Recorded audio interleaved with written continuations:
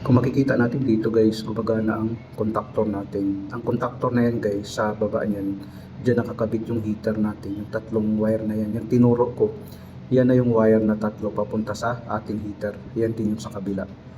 Ganun siya. Tapos yan naman yung temperature controller natin. Tapos yan naman yung ampere niya, ampere digital.